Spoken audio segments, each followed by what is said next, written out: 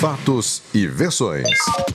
O que vai impactar a sua vida agora no Café com Política. E no Café com Política de hoje nós vamos ter uma entrevista eleitoral e didática, né? A gente está recebendo aqui hoje o secretário de Gestão da Informação e Atos Partidários do Tribunal Regional Eleitoral de Minas Gerais, o Diogo Cruvinel. Seja muito bem-vindo, Diogo. Muito obrigado, Delma. Muito obrigado, Rodrigo. É um prazer estar aqui de novo com vocês. Que bom. A gente vai falar sobre, de novo, eu estava de férias quando o Diogo esteve aqui. Que bom que você já esteve aqui, então, Diogo. Seja muito bem-vindo novamente, então. Então, vamos falar aqui um pouquinho. A gente vai falar sobre direitos e deveres do ponto de vista dos candidatos e também do ponto de vista dos eleitores.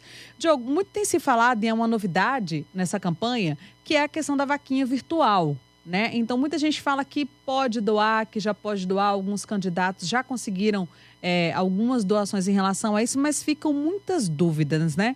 Por exemplo, só quem pode criar essa vaquinha é o candidato ou o partido também pode? Essa chamada vaquinha virtual é uma novidade na legislação brasileira para as eleições desse ano e ela foi inspirada nas eleições norte-americanas, em que há uma cultura e uma tradição de os eleitores doarem para os seus candidatos. Então, isso começou com a campanha do Barack Obama, em que ele mudou a lógica de recorrer a empresas e poucos doadores doando muito dinheiro. Então, ele fez o contrário. Ele buscou pulverizar doações com os eleitores em pequenas quantidades. Então, é a primeira vez que nós teremos esse modelo de financiamento aqui no Brasil. Ele é permitido já desde o dia 15 de maio e apenas os candidatos podem pedir dinheiro pela internet por meio dessa vaquinha virtual. O procedimento é o seguinte: o candidato ele tem que contratar uma empresa para fazer isso, ele não pode fazer em nome próprio. Essa empresa ela tem que estar autorizada, credenciada pelo TSE para fazer esse tipo de serviço, né? Os eleitores podem doar, mas a sua doação ela é transparente, então o nome dele, o CPF dele ficam divulgados. Esse dinheiro que é doado para o pré-candidato, ele fica bloqueado. Então o pré-candidato não pode usar esse dinheiro até o início da campanha oficial, que começa no dia 16 de agosto. Então, se esse pré-candidato arrecadar os recursos e no dia 15 de agosto, que é o último dia para registro de candidaturas, o partido não solicitar o registro desse pré-candidato, então todo o dinheiro que ele arrecadou tem que ser devolvido para quem doou. No caso de ele ser registrado como candidato, essa empresa vai transferir o dinheiro arrecadado para sua conta de campanha e aí sim haverá uma prestação de contas e uma transparência. A empresa só transfere quando a candidatura dele estiver oficializada, ou seja, quando a campanha propriamente dita começar. Não transfere, por exemplo, a gente doou hoje, digamos, e essa transferência acontece automaticamente, não. Isso fica armazenado, fica guardado por essa empresa da vaquinha virtual. Exatamente, fica com a empresa, até mesmo porque só depois do registro de candidatura ele consegue um CNPJ específico para a campanha dele. Então ele tem que abrir uma conta no banco que é própria da campanha. E todo o dinheiro que ele arrecadar ou gastar tem que passar por essa conta, que ao final a gente vai ter uma prestação de contas. É por isso que esse dinheiro fica bloqueado agora. Ô, Diogo, e tem limite para essa doação? Por exemplo, tanto de valor, né? Cada pessoa ou empresa pode doar até um determinado valor. E também se esse limite... Vamos supor, eu quero doar para um candidato hoje, né? Tem uma quantia lá que eu estou querendo doar agora. Mas até o início da campanha eu quero doar novamente. Eu posso? Como é que são esses limites? Pode sim, só lembrando aqui, fazendo uma pequena correção, que a empresa não pode doar. Então, desde a última eleição, fica proibido a doação por pessoa jurídica. No caso das pessoas físicas, existe um limite sim, é até 10% do rendimento que ela teve declarado ao imposto de renda relativo ao ano anterior. E existe um limite diário também, no caso dessa vaquinha virtual, que é de R$ 1.064. Então, uma resolução do TSE identificando essa possível lavagem de dinheiro, então reduziu bastante o limite diário para doação por pessoas de R$ 1.064. Mas se você quiser doar em diferentes dias até esse valor de R$ 1.064, Pode, desde que você não extrapole aqueles 10% no ano anterior. Se o cidadão, por exemplo, quiser doar além desses 10%, mesmo sendo vedado isso por essa atual regra eleitoral, o que pode acontecer com ele? E a Justiça Eleitoral, ela tem mecanismos de ver isso com a Receita? Existe já um cruzamento de dados, Diogo? Existe sim, a Justiça Eleitoral já faz um cruzamento de dados em parceria com a Receita Federal.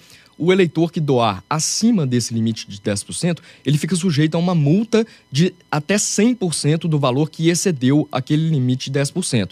Então, prestem atenção aí, eleitor que queiram ajudar os seus candidatos e pré-candidatos, vocês eventualmente poderão ficar sujeitos à multa caso não tenham lastro para fazer aquela doação. Diogo, você disse que o eleitor que doar e depois aquele candidato desistir, né? Porque a gente ainda está na fase de pré-campanha, que o partido ou ele vai ter que devolver esses valores para o eleitor. Mas como é que vai ser o acompanhamento disso? O TRE vai dar um prazo para essa devolução dos candidatos? Como é que vai ser? Olha, existe uma relação ali contratual entre o pré-candidato, o doador e a empresa que está fazendo a doação. Então, se eventualmente é uma questão nova, né, na legislação eleitoral, mas se eventualmente houver o descumprimento, né, da empresa que não devolver ao eleitor aquele valor doado, eu entendo que o eleitor pode buscar os seus direitos na justiça comum. E aí, em princípio, seria uma relação contratual entre eles.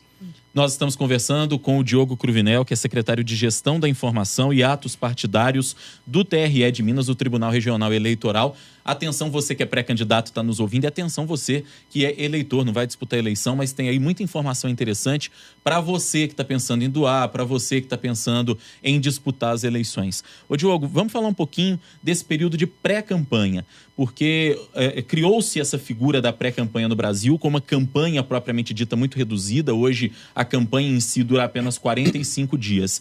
De maneira geral, o que pode e o que não pode nessa pré-campanha? Acho que o principal para aqueles que vão disputar a eleição é que não pode pedir voto abertamente de jeito nenhum, né?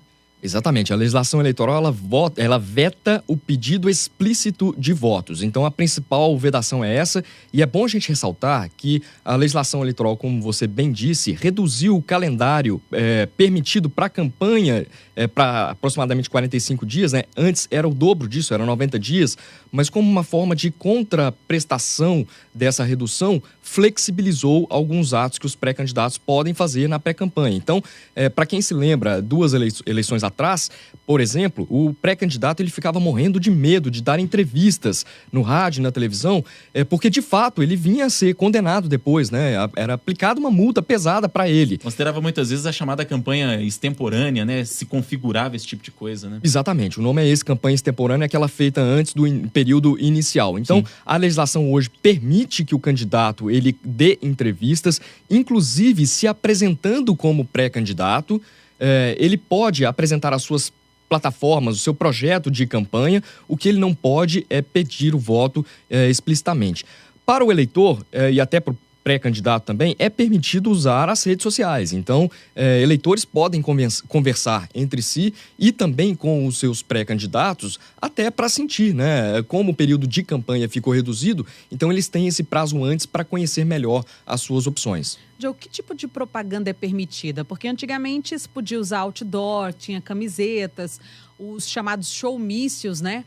Ou também eu, enquanto eleitora, se eu permito que um candidato pinte o nome dele ou o número na parede da minha casa, no muro, ou pendurar uma faixa na parede da minha casa, isso é permitido?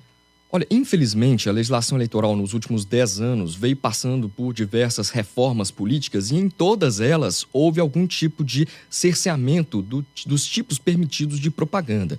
E eu entendo que a gente chegou num momento muito ruim das possibilidades de propaganda eleitoral, entendendo que propaganda em qualquer democracia do mundo é um instrumento necessário para que o eleitor ele vote de maneira consciente. Então a gente tem que afastar aquele estigma de que propaganda é suja, de que propaganda incomoda. Não, a propaganda eleitoral ela é essencial para que os eleitores tomem as suas decisões de forma consciente. Então, a gente não pode demonizar essa propaganda. Você bem disse aí, né, sobre os tipos comuns que eram permitidos antes, né, de outdoor, de cavalete, isso está tudo proibido. Pintura em muro também foi proibido. Então, a gente chegou num ponto em que a legislação eleitoral proíbe o próprio eleitor de se manifestar em sua própria casa. Então, ela restringe esse tipo de propaganda a um adesivo de, no máximo, meio metro quadrado, e esse adesivo ele tem que ser afixado na janela. É o que diz a legislação. Nós chegamos num ponto em que a regulamentação dos tipos de propaganda é tão severo que diz até onde o eleitor tem que afixar o seu adesivo. Na sua opinião, até diante dessa sua avaliação de que está restrito demais, muitas vezes tirando do eleitor a possibilidade de se manifestar em apoio àquele ou esse candidato, faltou a justiça eleitoral em nível nacional, porque isso é uma questão que é definida muitas vezes pelo TSE, faltou diálogo com a população, diálogo com o setor político, diálogo com os TREs, por exemplo? Não, na verdade, isso aí é uma pauta do Congresso, não tem a ver com o TSE, não tem a ver com a Justiça Eleitoral. A Justiça Eleitoral aplica as regras e as leis que são aprovadas pelo Congresso e sancionadas pela Presidência da República. Então, a questão não é de diálogo, né? A Justiça Eleitoral tenta e dialoga, assim, bastante com o Congresso, apresentando as possíveis consequências das reformas políticas. Então, é uma pauta permanente de diálogo sobre reformas políticas, mas a decisão cabe aos representantes do povo. Então, só para lembrar aqui também em relação a essa questão da restrição da propaganda eleitoral, muitos eleitores, a gente recebe aqui, imagino vocês também nas rádios, né, se queixando de que não há opções, não tem candidato bom, a gente não tem em quem votar.